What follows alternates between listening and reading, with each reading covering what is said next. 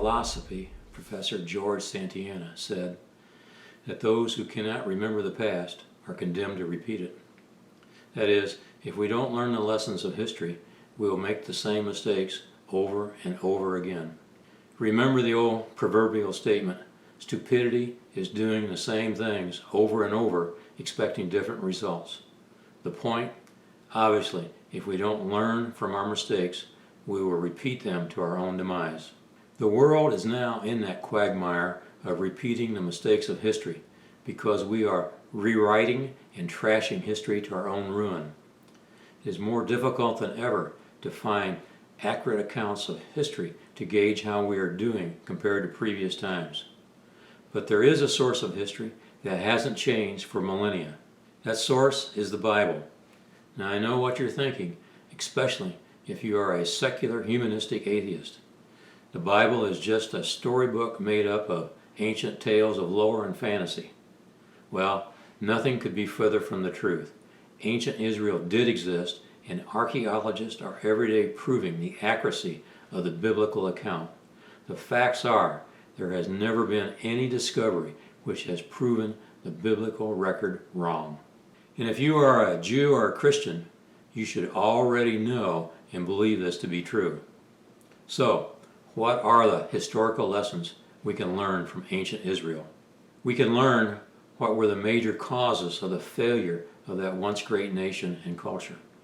We can learn what made them great in their genesis and what principles gave them the success that we all desire.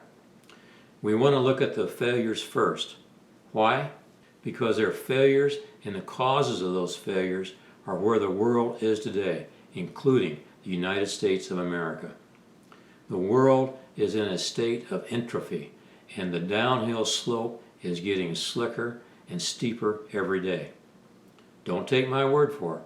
Read the news today and then check out the news from 25 to 50 years ago. And if you don't think the world is moving into a state of chaos, pull the plug on this channel. Find a nice, friendly Disney cartoon to watch. So, what are the top 5 reasons for the demise of ancient Israel?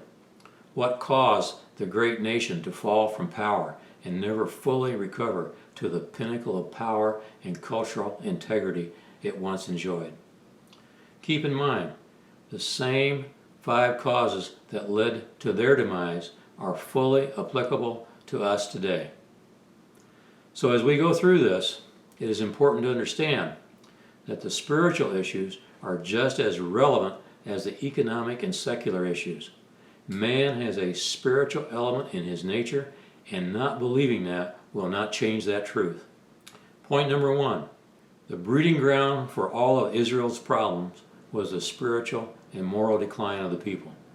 The nation was founded on who they knew as the absolute authority, that is God. They had a set of precepts and principles that were considered absolute and unchangeable. These precepts gave them a system built on virtue, integrity, and a moral code of justice and fairness equally distributed to all. Their code of ethics would be analogous to our Constitution as it was written some 200 years ago. But as time moved on for Israel, their code of integrity lost its influence and their culture started to decline. The point? Any nation without an absolute, unchangeable moral authority is doomed to failure. A nation cannot survive without a consistent standard of moral authority, an authority that is transcendent to the whims of human meddling and consideration. For Israel, the higher transcendent authority was the God of Abraham, Isaac, and Jacob. For the U.S., the analogous moral authority is our Constitution built on Judeo-Christian values. But as Israel put God in the closet, what were the specific issues and problems that put them into the graveyard of history? This brings us to point number 2, idolatry. When Israel left godly virtues out of their culture, they put a big hole in the way of life that had made them successful as a nation and as a culture. I know what you're thinking. This is going to be a Christian God thing, but nothing could be further from the truth. This is nothing more than historical facts surrounding the rise and fall of a once great nation and culture. So let us move on, and I will explain idolatry so the materialist in the audience can understand what really happens when any nation turns its back on the founding principles that made it great. For Israel, idolatry was removing God from their everyday living and replacing Him with secular humanist values of the pagans that lived around them. They became extreme in their materialism as the nation enjoyed economic success. This is one of the problems of a successful capitalistic society. Values and virtues are put on the back burner and replaced with an insatiable appetite for more. But it doesn't have to be that way. It isn't the fault of capitalism. The fault lies with human greed, and that comes from idolatry. With the gaping hole left behind by idolatry and materialism came a breakdown of the family. Why?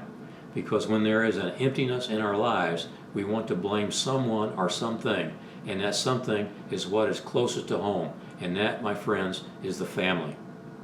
Family was the foundation of their society, and it was marriage that gave purpose to their lives. It was the family unit that taught the young to live morally and to be responsible for themselves.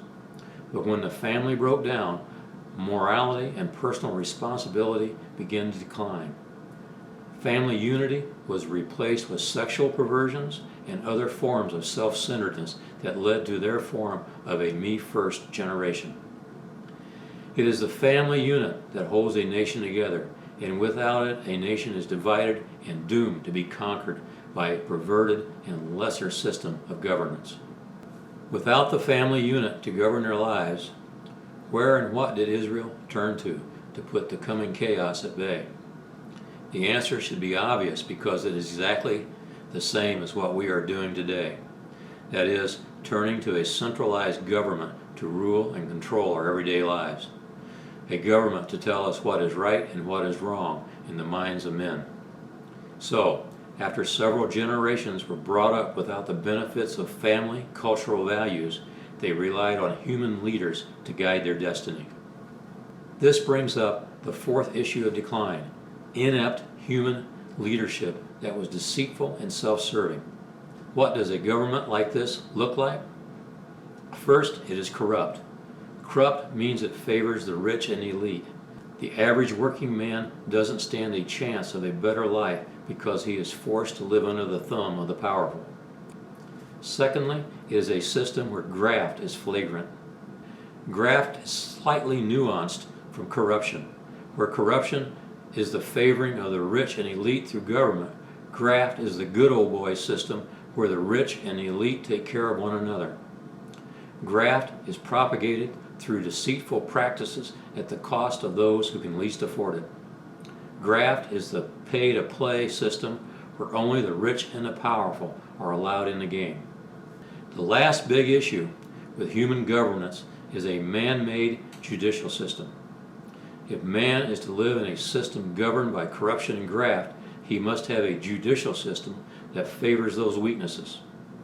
And that is what happened to Israel, and it is happening in our world today. Judges became unfair and were as corrupt as those they favored. There was a two-tiered system of justice, one that favored the rich and the elite, and one for the rest of the people. So, what is left? What could there possibly be that was worse than not having absolute unchangeable values? Worse than living an egalitarian, self-serving, idolatrous lifestyle? Worse than having no sense of family? Worse than corrupted and inept leadership?